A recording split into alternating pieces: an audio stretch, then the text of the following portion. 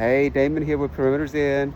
So check it out. I'm outside. So in front of the building, see it's a row of like 4 suites. I'm in one of the suites in the building at 2124 Farrington Street, Suite 350. So you can see that in front of the space, that's one of the ways to get to the front door, which is there at the end of um, this pathway in the front of the building. That's a stairway. But then in the front of the building, the other side, that's a ramp. That's a ramp.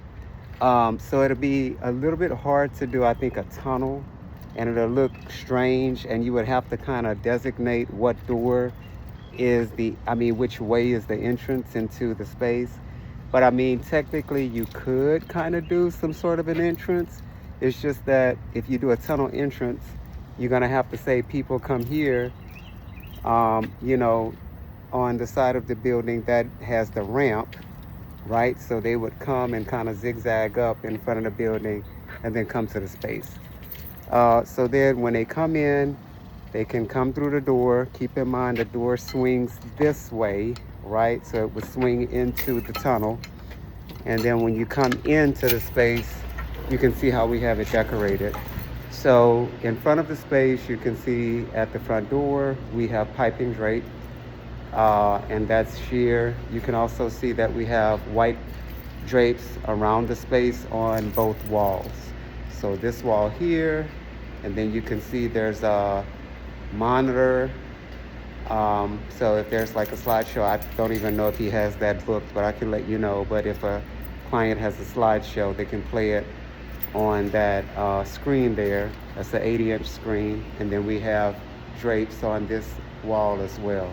Now you were asking me if there is also a possibility to do a tunnel on the inside of the space. Yeah, I mean, you could do that too, depending on if you have enough preparation time to do that. But I would say the tunnel, if you do a tunnel at the entrance of the door, perhaps make it no longer than 4 feet, right? So I'm kind of looking at this here, the red carpet that we have, and the 2 little stanchions and velvet rope. To me, that's a little bit longer than what I'm saying, 4 feet. But if you're doing a tunnel at the front door, 4 feet would probably be appropriate. Then you were asking me about balloon displays. So I think on both sides of the space, you can do balloon displays. One could go here on this wall in front of the piping drape. Another one can go here on this wall in front of the drape, right? And then I'll take you through the rest of the space, okay? So I'm just kind of going through the space, going through the space, going through the space, going through the space, going through the space. And then you were asking me about, the little kitchenette area, and then perhaps draping the space. So see, if you drape there, I think you can drape in front of that space. If you take your piping drape and probably come out here about 6 feet or 5 feet, and then go this way 8 feet and 10 feet tall, I think you probably have it covered.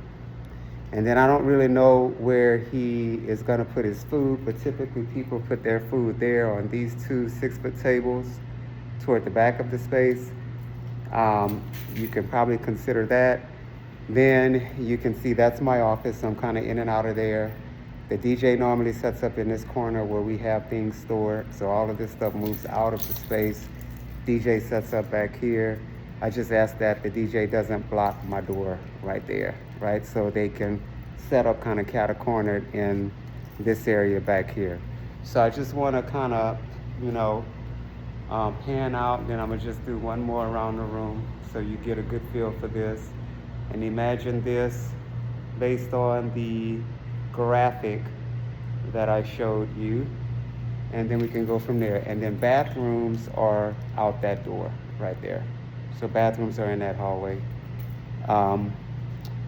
Okay, so let me know if you have any questions. I'm about to send you this video. All right, bye-bye.